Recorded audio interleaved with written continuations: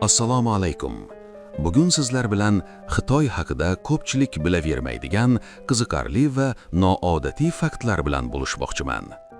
Diqqat bilan tomosha qiling, chunki bu faktlar sizni hayratda qoldirishi mumkin. Uylanish va nikoh bozori. Xitoyda uylanish va nikoh jarayoni faqat shaxsiy munosabatlar bilan emas, balki demografik, iqtisodiy va ijtimoiy omillar bilan chambarchas bog'liq. Shu sababli bu holat ko'pincha nikoh bozori tushunchasi bilan izohlanadi. Avvalo, demografik vaziyat muhim rol o'ynaydi. O'tmishda amal qilgan bitta oila, bitta bola siyosati natijasida erkaklar soni ayollarga nisbatan ko'proq bo'lib qolgan. Bu esa nikoh bozorida raqobatni kuchaytirgan. Ikkinchi muhim omil iqtisodiy talablar. Xitoy jamiyatida uylanish uchun erkakdan barqaror ish, yetarli darajada daromad va ko'pincha shaxsiy uy-joy mavjud bo'lishi kutiladi. Ayrim hududlarda avtomobilga egalik ham muhim mezon hisoblanadi. Katta shaharlarda o'ziga xos nikoh bozorlari mavjud. Ular odatda jamoat bog'larida tashkil etiladi. Bu yerda yoshlar emas, balki ularning ota-onalari ishtirok etadi. Ota-onalar farzandlari haqidagi ma'lumotlarni qog'ozga yozib, mos nomzod topish uchun o'zaro muloqot qiladi. Ayollarga nisbatan esa boshqa kutilmalar mavjud. Jamiyatda yosh omiliga katta e'tibor beriladi. Ayrim qarashlarga ko'ra, 27 yoshdan oshgan turmush qurmagan ayollar ijtimoiy bosimga duch kelishi mumkin. Ta'lim va tashqi ko'rinish ham muhim omillar qatoriga kiradi. Nikoh jarayonida moliyaviy masalalar alohida ahamiyatga ega. Qalin puli hududga qarab farq qiladi va ba'zi joylarda juda yuqori bo'lishi mumkin. To'y va uy-joy bilan bog'liq xarajatlarning katta qismi odatda erkak tomoni zimmasiga tushadi.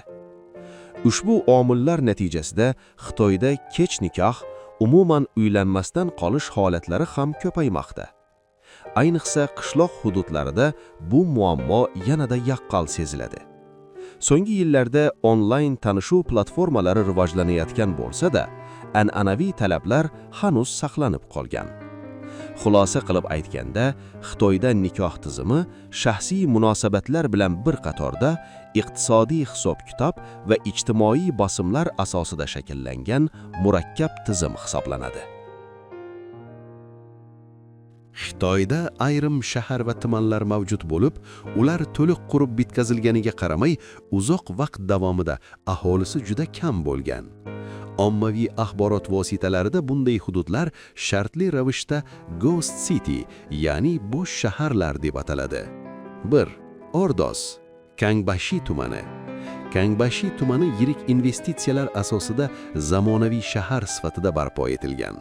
Keng ko'chalar, ma'muriy binolar va ko'p qavatli uylar qurilgan, ammo dastlab aholi juda kam ko'chib kelgan.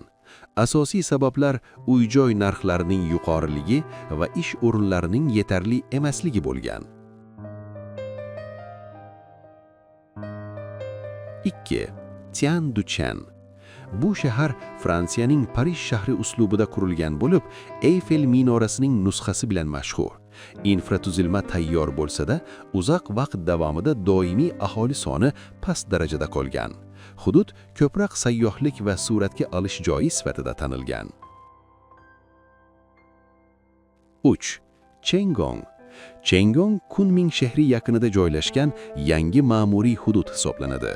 Davlat idoralarining bir qismi bu yerga ko'chirilgan, ammo aholi ko'chib kelish jarayoni sekin kechgan. Shahar to'liq shakllanishi uchun vaqt talab etilgan. Xitoyda so'nggi yillarda paydo bo'lgan g'ayrioddiy hodisalardan biri bu velosiped mozorlaridir. Bu atama minglab, hatto millionlab foydalanilmay qolgan velosipedlar jamlangan ulkan ochiq maydonlarga nisbatan qo'llaniladi. Mazkur holat texnologik rivojlanish va bozor raqobatining nazoratsiz kechishi oqibatida yuzaga kelgan. 2015-yildan boshlab Xitoy shaharlarida umumiy foydalaniladigan velosipedlar ommalasha boshladi.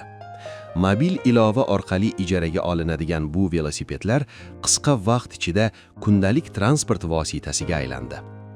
Kompaniyalar bozorni tez egallash maqsadida shahar ko'chalariga juda katta miqdorda velosiped joylashtirdi. Dastlab bu tizim qulay va samarali yechim sifatida qabul qilindi. Biroq vaqt o'tishi bilan muammolar yuzaga chiqa boshladi. Velosipedlar soni real ehtiyojdan oshib ketdi. Texnik xizmat va nazorat tizimi esa yetarli darajada yo'lga qo'yilmadi. Natijada ko'plab velosipedlar ishdan chiqdi yoki tashlab qo'yildi. Moliyaviy qiyinchiliklarga duch kelgan ayrim kompaniyalar faoliyatini to'xtatdi. Shundan so'ng foydalanilmay qolgan velosipedlar shahar markazlaridan olib chiqilib, maxsus maydonlarga yig'ila boshlandi. Ana shu joylar keyinchalik velosiped mozorlari sifatida tanildi. Bunday manzaralarni Shanxay, Pekin va Shenzhen kabi yirik shaharlarda kuzatish mumkin bo'lgan. Sun'iy yo'ldosh tasvirlarida bir rangdagi minglab velosipedlar uyum-uyum bo'lib yotgani aniq ko'ringan. Bu holat atrof muhit va shahar infratuzilmasiga ham ta'sir ko'rsatdi. Metal va plastik chiqindilar hajmi oshdi.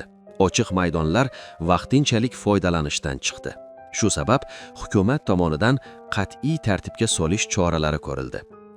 Velosipedlar soniga cheklovlar joriy etildi va qayta ishlash jarayonlari yo'lga qo'yildi. Bugungi kunda velosiped mozorlari asta-sekin yo'q qilinmoqda. Velosipedlarning katta qismi qayta ishlangan yoki utilizatsiya qilingan. Shu bilan birga bu holat tezkor texnologik rivojlanish va investitsiya pufaklarining qanday oqibatlarga olib kelishini ko'rsatib beruvchi muhim misol sifatida tarixda qolmoqda. Xitoy jamiyatida so'nggi 10 yilliklarda ko'p muhokama qilinayotgan demografik hodisalardan biri bu bo'ydoq erkaklar avlodi hisoblanadi. Bu atama nikoh yoshiga yetgan, ammo turmush qura olmagan erkaklar qatlamini ifodalaydi. Mazkur holat mamlakatning uzoq yillar davom etgan demografik siyosati bilan bevosita bog'liq. Asosiy sabab sifatida o'tmishda amal qilgan bitta oila, bitta bola siyosati ko'rsatiladi. Ushbu davrda ko'plab oilalar o'g'il farzandni afzal ko'rgan. Natijada tug'ilishda erkaklar soni ayollarga nisbatan ancha ko'p bo'lib qolgan. Bu nomutanosiblik yillar o'tib nikoh bozorida yaqqol sezila boshlagan. Bugungi kunda Xitoyda millionlab erkaklar turmush qurish imkoniyatiga ega emas. Ayniqsa qishloq hududlarida bu muammo keskinroq namoyon bo'ladi. Ko'plab yosh ayollar ta'lim va ish izlab yirik shaharlarga ko'chib ketadi. Qishloqlarda esa asosan erkaklar qolib ketadi. Nikoh bozorida erkaklarga qo'yiladigan iqtisodiy talablar ham muhim omil hisoblanadi. Barqaror ish, uy-joy va daromad bo'lmagan erkaklar uchun turmush qurish imkoniyati keskin kamayadi. Shu sababli kam ta'minlangan qatlam vakillari orasida bo'ydoqlik darajasi yuqori bo'lib qolmoqda. Mazkur vaziyat ijtimoiy oqibatlarga ham olib kelmoqda. Ayrim hududlarda aholining qarishi tezlashmoqda, oilalar kamaymoqda va tug'ilish darajasi pasaymoqda. Bundan tashqari, uzoq muddat yolg'iz yashash ruhiy holat va ijtimoiy moslashuv bilan bog'liq muammolarni ham yuzaga keltiradi. Xitoy hukumati so'nggi yillarda bu muammoni yumshatish uchun turli choralar ko'rmoqda. Tug'ilish siyosati yumshatildi. 2 va 3 farzandli oilalarga ruxsat berildi. Biroq demografik nomutanosiblikning oqibatlari qisqa muddatda bartaraf etilishi qiyin. Xulosa qilib aytganda, Xitoydagi bo'ydoq erkaklar masalasi tasodifiy holat emas. Bu 10 yillab shakllangan demografik siyosat, iqtisodiy tengsizlik va ichki migratsiya natijasida yuzaga kelgan murakkab ijtimoiy muammodir. Xitoyda millionlab odamlar hanuzgacha g'orlarga o'xshash uy-joylarda yashaydi. Bu holat noodatiy ko'rinsa-da, mamlakat tarixida chuqur ildiz otgan an'anaviy yashash shakli hisoblanadi. Ushbu turar joylar Yaodong deb ataladi va asosan shimoliy hududlarda uchraydi. Yaodonglar tabiiy tepaliklar va yumshoq tuproqli qoyalar ichiga o'yib quriladi. Ular yuzlab yillar davomida shakllangan bo'lib, mahalliy iqlim sharoitiga moslashgan. Qishda issiqni yaxshi ushlab turadi, yozda esa salqin bo'ladi. Shu sababli bu uylar qo'shimcha isitish yoki sovutish tizimlarisiz ham qulay yashash imkonini beradi. Bunday turar joylar ko'proq Loess platosi hududida joylashgan. Ayniqsa Shanxi, Shansi va Gansu viloyatlarida yaodonglarda yashovchi aholi soni yuqori bo'lgan. Ayrim manbalarga ko'ra 20-asr oxirlarida bu uy-joylarda o'nlab million odam istiqomat qilgan. Ko'plab oilalar uchun yaodonglar iqtisodiy jihatdan ham qulay hisoblangan. Qurilish materiallari deyarli talab qilinmaydi. Elektr va suv tizimlari keyinchalik moslashtirilgan. Shu sababli qishloq aholisi orasida bu turar joylar uzoq vaqt saqlanib qolgan. Zamonaviylashuv jarayoni bilan birga ayrim hududlarda yangi uylar qurilgan bo'lsa-da, yaodonglar butunlay yo'qolib ketmagan. Bugungi kunda ham Xitoyning ayrim qishloq hududlarida minglab oilalar ana shu g'or uylarda yashashda davom etmoqda. Ba'zi joylarda esa ular tarixiy va madaniy meros sifatida saqlanib, turizmga moslashtirilgan. Shu tariqa Xitoyda g'orlarda yashash qashshoqlik belgisi emas, balki tabiat, tarix va iqlimga moslashgan an'anaviy turmush tarzining bir ko'rinishi hisoblanadi. Bu holat mamlakatning naqadar rang-barang va murakkab ijtimoiy tuzilishga ega ekanligini yaqqol namoyon etadi. Shu bilan bugungi videomiz o'z nihoyasiga yetdi. Agar mavzu sizga qiziqarli bo'lgan bo'lsa, videoga like bosishni va kanalga obuna bo'lishni unutmang. Fikr va savollaringizni izohlarda qoldiring. Albatta o'qib chiqaman. Yangi, qiziqarli va foydali videolarda yana ko'rishguncha. Xayr.